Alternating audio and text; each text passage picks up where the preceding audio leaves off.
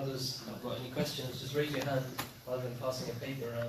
Just raise your hand and speak loudly, and inshallah Shaykh will answer the questions. And if sisters have any questions, if they pass write the question on a piece of paper which is being passed around in the hall, and then you can pass that through to this hall, inshallah, and inshallah you get one question answered, inshallah.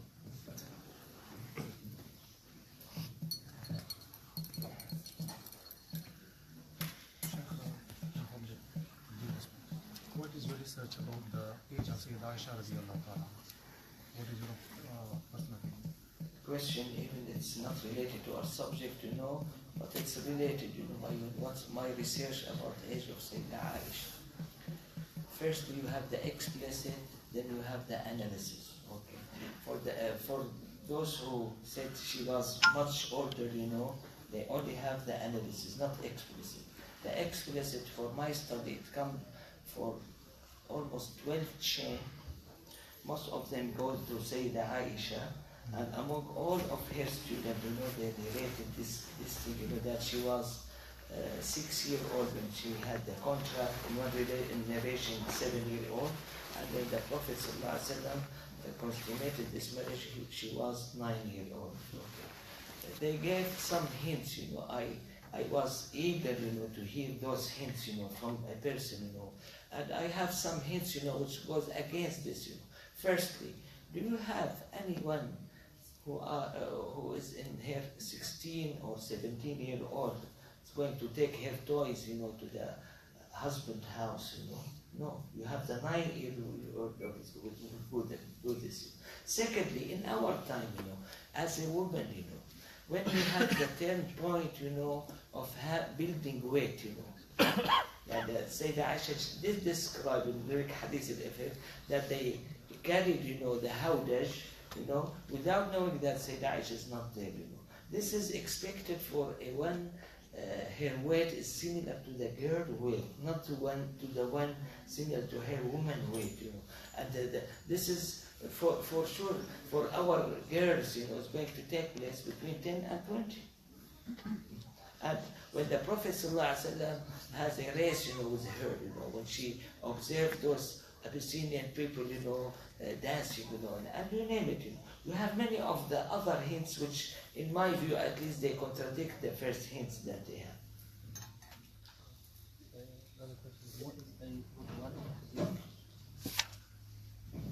So the question is, what is a mutawatir hadith?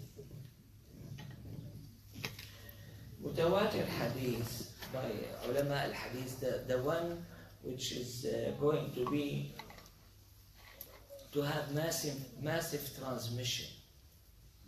Usually, it comes from different persons. I give you an example about it. If I am sitting here, and a person told me that so and so passed away,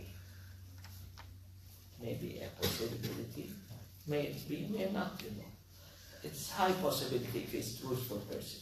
Then, if you have another one come at it from different region, third one, fourth one, I'm going to reach a point when I feel that it is definite. Okay? This feeling of reaching that particular point is called mutawatir. Okay? That's why many scholars, they said you don't need number. That's why nowadays, when you have this cell phone, and everyone's going to call the others, for it, it's too difficult to have something as mutawatir. The main examples that we give about it, firstly, the Holy Quran. Secondly, this prayer that we have, 4 rak'ahs, 3 rak'ahs, you have massive transmission, in the time of the Prophet ﷺ, of thousands of people, they prayed with the Prophet ﷺ. They memorized certain portions of the Quran. Then it was taken by larger number than them, perhaps in thousands or 10,000s, Then much larger, 100. And to our time, you have millions, of people, they have the same practice. This is called mutawatir.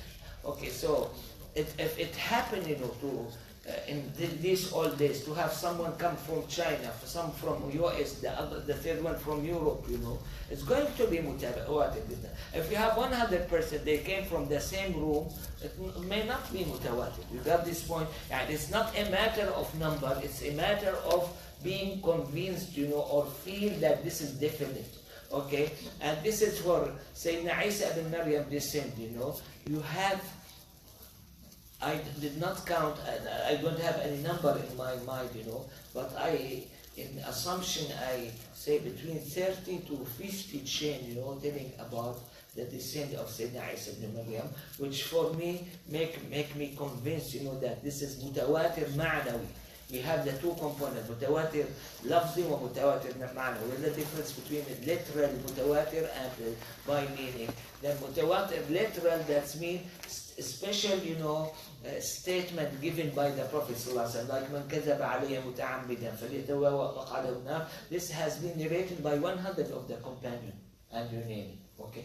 Whereas when you have the matter of descent of Sayyidina Isa ibn Maryam, as I said, before, some will be explicitly will say so. The other, they may say, من الذي يصلي ابن مريم خلفه, among my community, a person that is going to lead the prayer, and Isa ibn Maryam is going to be behind him. You get a hint or understanding of it that Sayyidina Isa ibn Maryam is going to descend. The third narration may speak about the grave of Sayyidina Isa ibn Maryam in the same room, of the Prophet ﷺ. And you name it. Okay, so here Nuzul Sayyidina Isa ibn Maryam, to come back, it's not lafzi. You cannot have one particular hadith narrated, by massive number of people, but you have many hadiths, in different occasions, they were mentioned, that give you the understanding that Sayyidina Isa ibn Maryam is going to descend down, and this is, we call it mutawatir ma'nawi. So the next question is, what is the Islamic position on someone who rejects mutawatir hadith, such as the hadith of Isa alayhi salam? What would we say about somebody? Would we say he's fasik, or the first step, you don't have consensus, about this hadith that's mutawatir. As I said, I named some scholar. I have this feeling, inside myself. But this is the first thing, you don't call a kafir for a person who denies something which is controversial, or has controversy, it's tawatur. Secondly, tawatur alone is not enough. We should have two components. Firstly, tawatur, definitive. Secondly, ma'lumun min ad-din bil-darura. Like what? Riba, interested, is prohibited. This is ma'lum min ad-din bil-darura. The prayer, the Holy Quran, those are ma'lum min ad-din. Other mutawatir, like man kadhaba عليه متعمدا, it's not ma'lum min ad-din bil-darura. Okay, so you should have the two components. Ibn Abidin, a famous latest scholar of Hanafi, in some areas, he said some Hanafi, they added another condition, to call someone kafir. It should be قبيح لذاته أو حسن لذاته, because the Hanafi, opposite of the other madhab, they subdivide the recommendation and the prohibition for itself or for other reasons. Anything for itself, if you add on the top of the two other conditions, it's going to be called kafir. Anything which for something else, even though it may meet the two first conditions, he will not be called kafir. Anyone who rejects authentic hadith is considered, according to most of scholars, as fasik, rebellious, not kafir. Just if you explain what does ma'lum min ad-din bil-darura mean? I gave well known for everyone that the Islam obliged this or prohibited this, like wine, like interest, like the 5 prayers, and name it.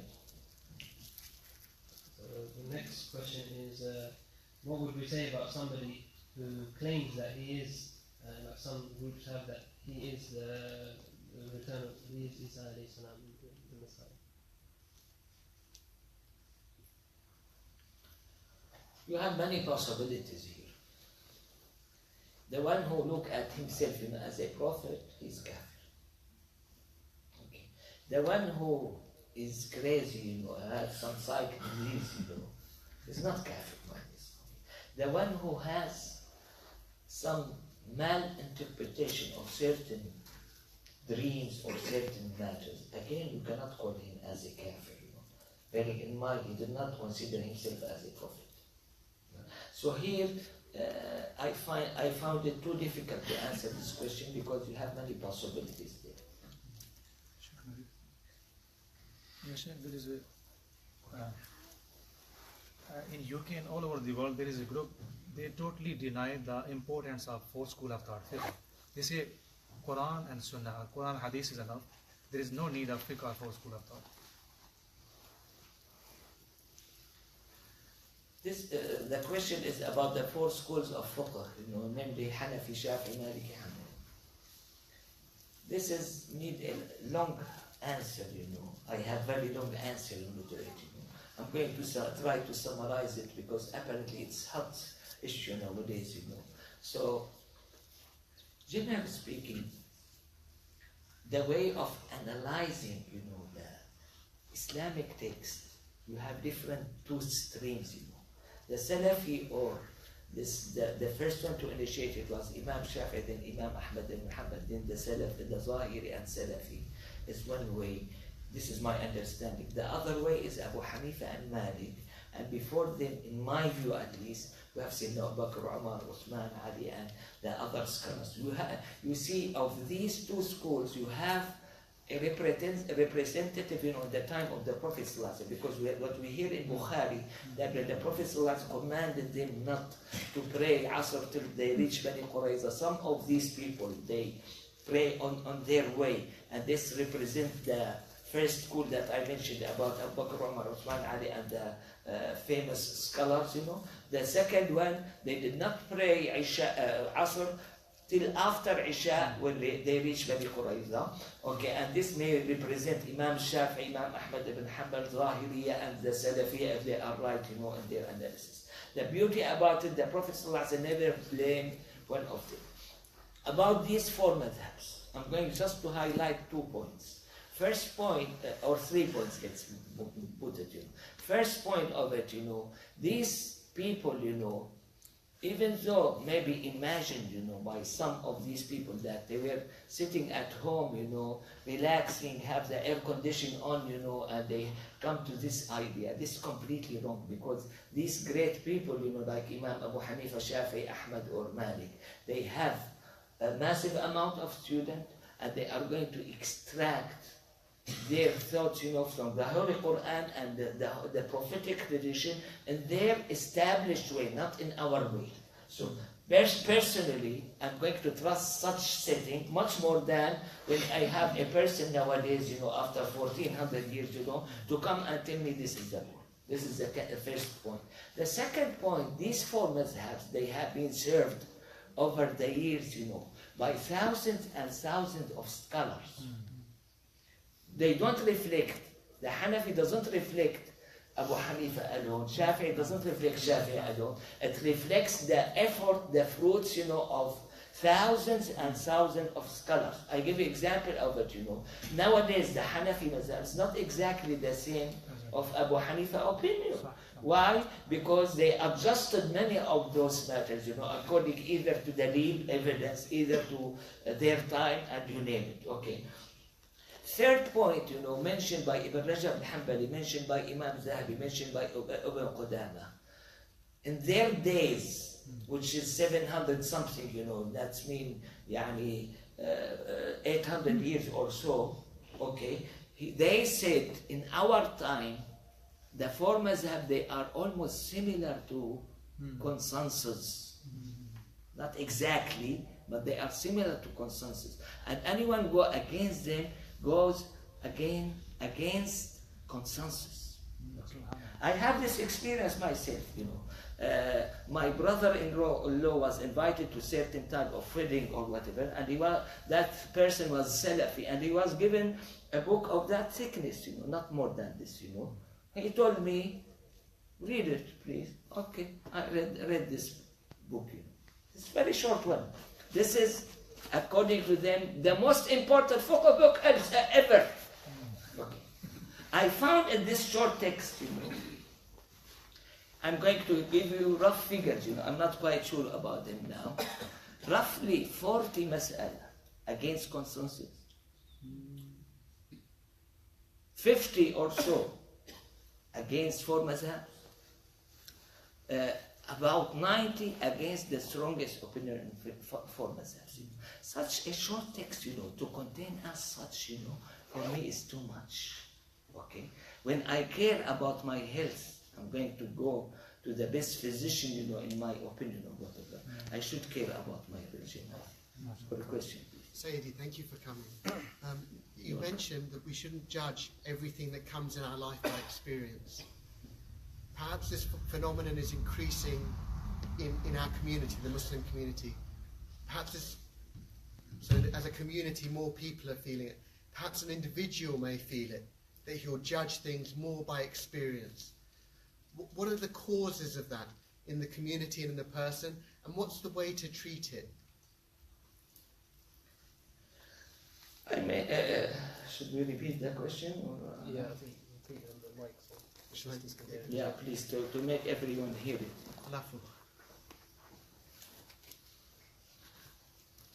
Sayyidi, thank you for coming. You mentioned in the first point that we shouldn't judge everything by experience, so empiricism perhaps.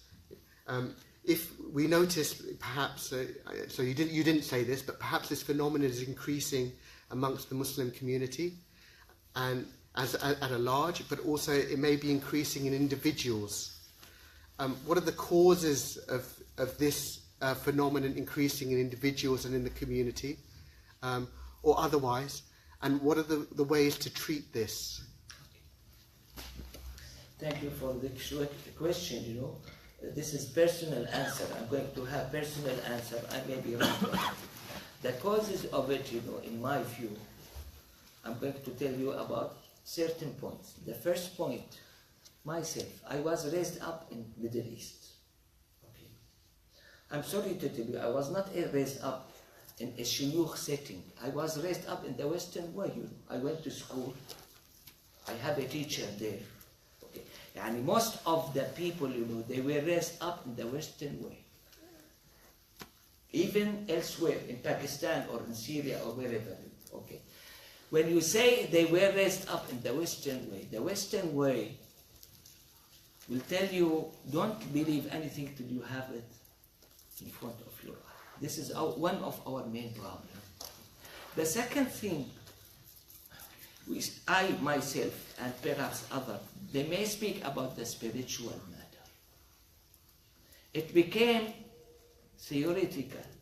We don't have models for it. I'm going to speak about myself. My dad, rahimahullah subhanahu wa ta'ala, he used to have a sheikh. But our house always is, you have the awliya come to it. So this experience that I lived in, I'm sorry to tell you, I was not able to deliver it to my children. Okay? My children, alhamdulillah, they are quite religious, but they don't have the same experience that I have of seeing this wali and that wali and the other wali and this experience. So we have lack of models. Okay? Thirdly, this is long story, the Muslim areas, and the West areas, they were separated. As such, but I'm speaking about myself and those who are. We are defeated inside. We say Islam is the best, but we feel the other people, they are better than us. To be thorough with you nowadays, if I want to speak, if Islam is only materialistic matter, yes, the Western people, they are much better than us. When you have Islam as materialistic and spiritual, no, Islam is much better. The problem, this is a warning sign for me. When you have this materialism in Islam, regardless of what you are going to do, you are going to lose significant amount of your children. I know now about 2 grandsons, of great Muslim speakers who have some Salafi background. They are atheists. Why? In my analysis, they are atheists because Islam is only materialism. Okay? When you look, this is the fact. When you look at the non-Muslim, they are better off than the Muslim, in the materialism. This is a fact nowadays, okay? But Islam is materialism and spiritual. That's why when I was asked in US or elsewhere, how there is many people, they have problem with their children, I tell them, you yourself, it's a big problem, and we are, may Allah make me wrong, in this point, I expect to lose significant amount of our children, by this way, Why? Because we are materialistic. When my son look at me, if they fire me from my job or they cut down my salary, I'm going to be changed in my face, and be angry, and unhappy, and not sleeping and not eating. When I miss prayer, he will not observe this, They are quite smart, this young minor, that he will get the message, of it, Just speak up about Islam, but have you in your heart, this dunya, and be interested. You got my point? This is one of our main points, We don't deliver, the way I look at Muslims, they have unique and significant treasure in their hand called Islam. But many of us, they don't know the value of the treasure that they have in their hand, and many of us, they are interested in other matters, than this treasure.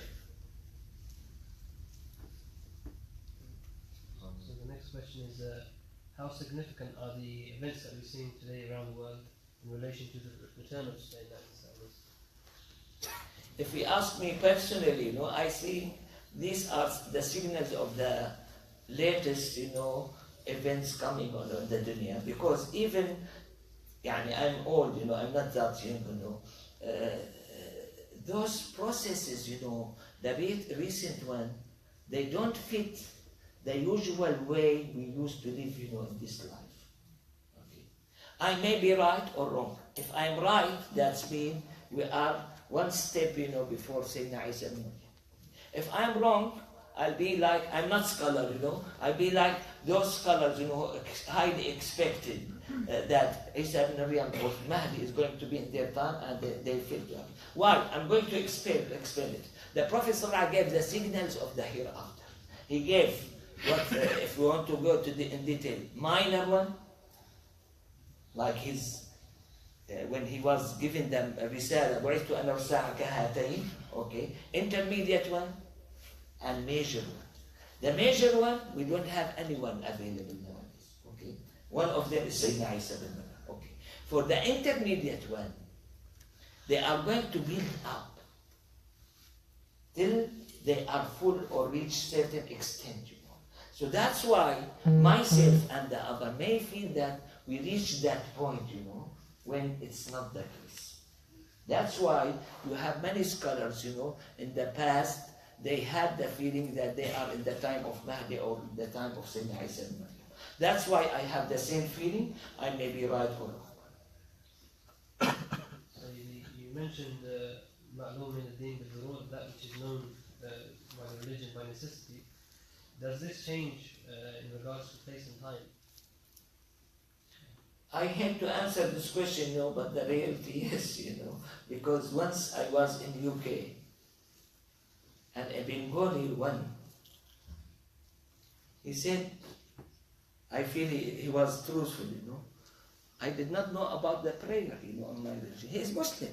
He's from Muslim family. He said, I did not know about the prayer till a Sikh, non-Muslim person, in his school, told him, you have in your religion 5 prayers, per day.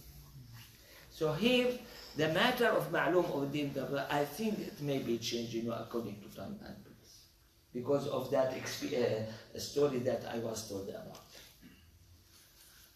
So the next question is, how can one achieve spiritual purification? Allah subhanahu wa ta'ala may, let me put it in this way. The most important thing in this life, for sure, time is an opportunity for all of us. And we are going to gain according to it or lose according to it. As the Prophet ﷺ said, نِعْمَتَانِ مَغْبُونٌ فِيهِمَا كَثِيرٌ مِنَ النَّاسِ الصِّحَّةُ وَالْفَرَاغُ. Okay? We are unjust with ourselves, toward time and health. Okay? What the main purpose I should have in this life?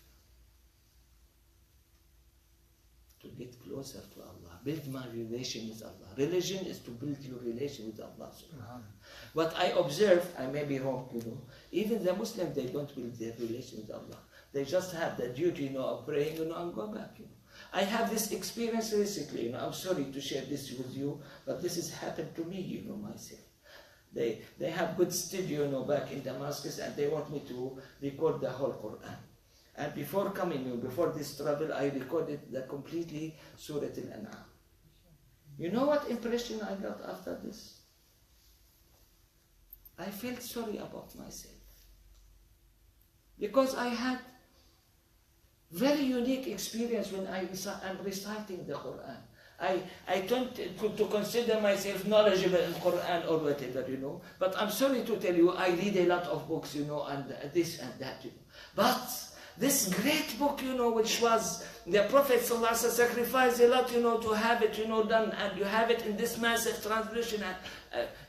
In my view, we are not taking good care of it, Really, I felt sorry about my ages, and my years which went, or whatever, because I felt I should get the maximum of this Quran, much better or much more efficient than the way I have done it. So, to go back to your question, I think Allah subhanahu wa ta'ala is quite merciful, quite kind. He has a lot of channels, to go back to Him.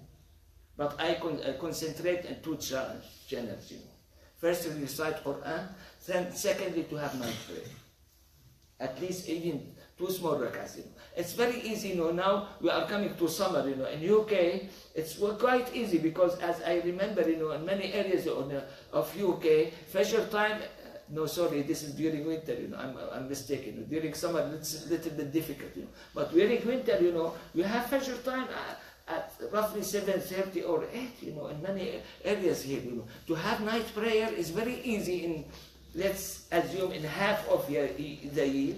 But you should show your efforts, for the other half, I put a lot, for night prayer, And our enemy is the power, Because of power, we miss night prayer. The last question is, are we held accountable for any bad thoughts that enter our minds?